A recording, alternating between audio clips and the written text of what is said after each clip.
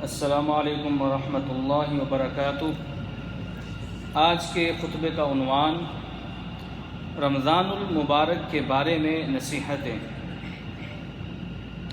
الحمدللہ والصلاۃ والسلام علی رسول اللہ۔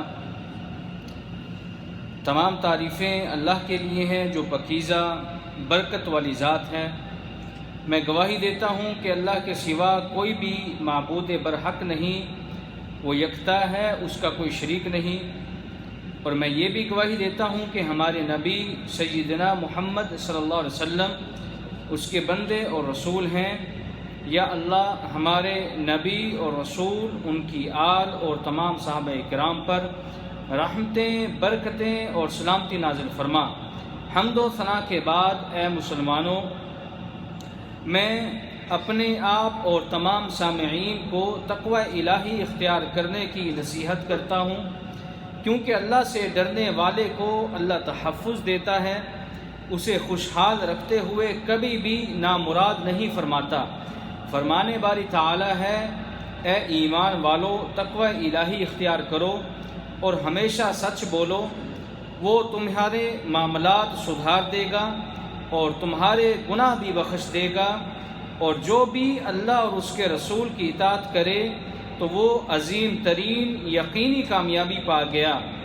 اے مسلمانوں، آپ سب کو رمضان مبارک ہو۔ اللہ تعالیٰ اس ماہ کو تمام مسلمانوں کے لیے خیر و برکت اور امن و سلامتی کا مہینہ بنائے۔ اے میرے اسلامی بھائیوں، رمضان المبارک نصیب ہونا اللہ کی طرف سے بہت ہی بڑی نعمت ہے اور عظیم احسان ہے۔ یہ ماہ نیکیوں اور برکتوں کا مہینہ ہے، کیونکہ اس ماہ میں گناہ مٹائے جاتے ہیں، لغزشیں معاف کر دی جاتی ہیں اور خطائیں صاف کر دی جاتی ہیں۔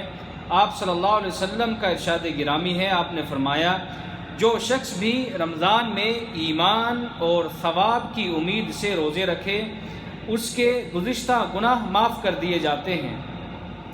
اسی طرح آپ صلی اللہ علیہ وسلم کا یہ بھی فرمان ہے کہ جو شخص بھی رمضان میں ایمان اور ثواب کی امید سے قیام کرے، اس کے گزشتہ گناہ معاف کر دیے جاتے ہیں۔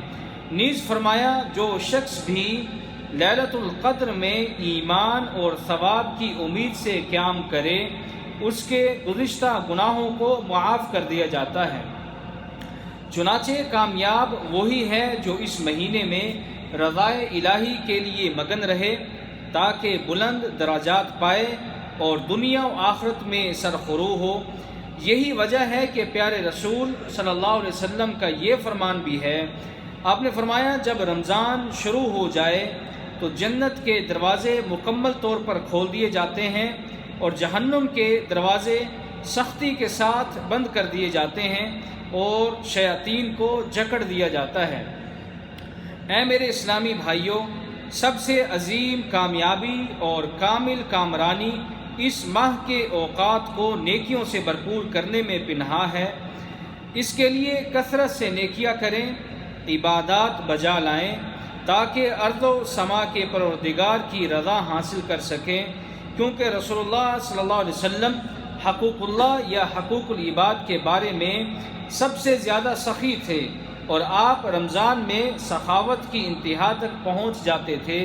چنانچہ آپ تیز آندھی سے بھی زیادہ رفتار کے ساتھ اس مہینے میں سخاوت کیا کرتے تھے، جبکہ سب سے بڑا اور ناقابل تلافی نقصان اس ماہ کے اوقات کو سستی کاہلی کرتے ہوئے ضائع کرنے سے ہوتا ہے، اور اگر ان اوقات کو گناہوں اور برائیوں سے بھر دیا جائے تو پھر کیا ہوگا؟ رسول اکرم صلی اللہ علیہ وسلم ایک بار ممبر پر چڑھے اور 3 بار فرمایا آمین۔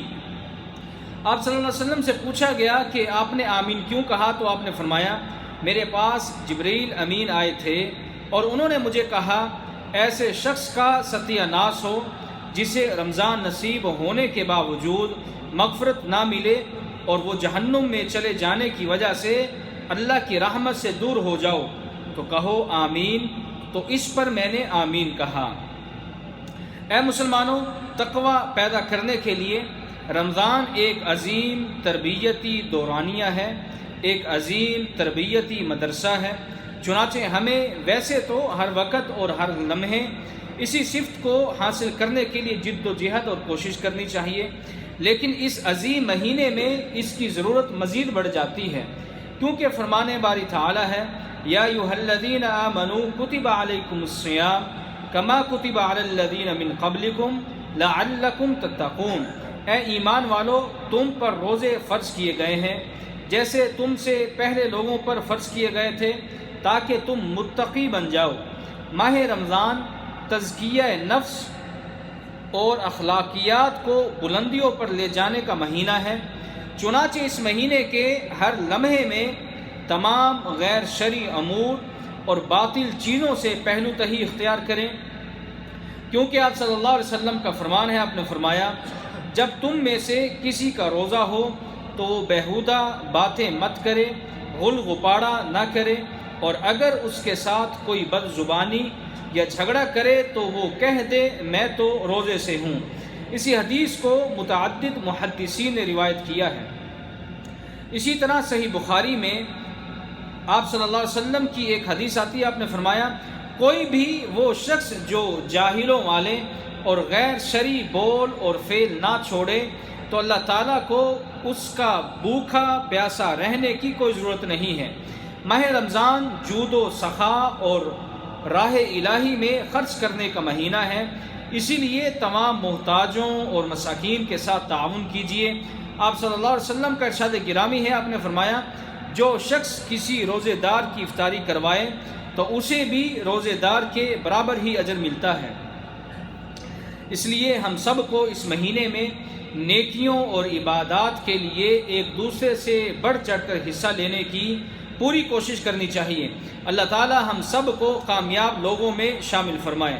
اے مسلمانوں، اس مہینے میں فضیلت کے اعتبار سے عظیم ترین عمل یہ ہے کہ تدبر، فہم اور معنی سمجھتے ہوئے قرآن مجید کی تلاوت کریں۔ اس کی وجہ سے دل میں احکامات قرآنیہ پر عمل کرنے کی تڑپ پیدا ہوتی ہے، اور اس سے آسمانوں کا رب بھی آپ سے راضی ہو جائے گا، کیونکہ فرمان باری تعالی ہے بے شک جو لوگ اللہ کی کتاب پڑھتے ہیں، نمازیں قائم کرتے ہیں، اور جو ہم نے انہیں دیا ہے اسے خفیہ اور اعلانیہ خرچ کرتے ہیں، یہی لوگ ایسی تجارت کے امیدوار ہیں جس میں کبھی خسارہ ہے ہی نہیں، تاکہ انہیں اللہ تعالیٰ پورا اجر دے اور اپنے فضل سے اضافی اجر بھی دے، کیونکہ وہ بخشنے والا اور قدر کرنے والا ہے۔ اور آپ صلی اللہ علیہ وسلم رمضان میں جبریل امین کے ساتھ مل کر قرآن مجید کی دہرائی فرماتے۔ آپ صلی اللہ علیہ وسلم نے اپنی زندگی میں 9 مرتبہ رمضان پایا۔ آپ ان میں روزے رکھتے اور جبریل کے ساتھ قرآن مجید کی دہرائی بھی فرماتے۔ نیز اپنی عمر کے آخری رمضان میں آپ صلی اللہ علیہ وسلم نے جبریل امین کے ساتھ 2 مرتبہ قرآن مجید کی دہرائی فرمائی۔ اے مسلمانوں، علماء کرام کا کہنا ہے کہ اللہ تعالیٰ نے رمضان کی آیات میں دعا کا ذکر کرتے ہوئے فرمایا، اور جب آپ سے میرے بندے میرے بارے میں استفسار کریں تو میں قریب ہی ہوں، جب بھی وہ مجھے پکاریں گے۔ دعا کرنے والے کی دعا قبول کرتا ہوں، بس انہیں چاہیے کہ میری بات مانیں اور مجھ پر بھروسہ رکھیں تاکہ انہیں رہنمائی مل سکے۔ مفسرین کا کہنا ہے کہ اس میں اس بات کی طرف اشارہ ہے کہ انسان اس ماہ میں کثرت کے ساتھ دعائیں کرے، اور اسی بات کی طرف آپ صلی اللہ علیہ وسلم نے ارشاد کرتے ہوئے فرمایا 3 قسم کے لوگوں کی دعا رد نہیں کی جاتی۔ ان میں سے ایک وہ شخص ہے جو روزہ افطار کرتے وقت اپنے اللہ سے دعا مانگتا ہے۔ ہمیں چاہیے کہ اس ماہ میں دنیا و آخرت کی بھلائی کے لیے کثرت سے دعائیں کریں، اور اپنے اوقات میں سے کچھ وقت پوری امت کے لیے دعاؤں کے واسطے مختص کر دیں، کیونکہ اس وقت امت ذبح حالی کا شکار ہے، اور پوری امت کا درد دل میں رکھنا مومن اور متقی لوگوں کی صفت ہے۔ میں اسی پر اکتفا کرتا ہوں اور اللہ تعالیٰ سے اپنے اور تمام مسلمانوں کے لیے گناہوں کی بخشش چاہتا ہوں، کیونکہ وہ بہت ہی بخشنے والا اور نہایت رحم کرنے والا ہے۔ وآخر دعوانا ان الحمد للہ رب العالمین۔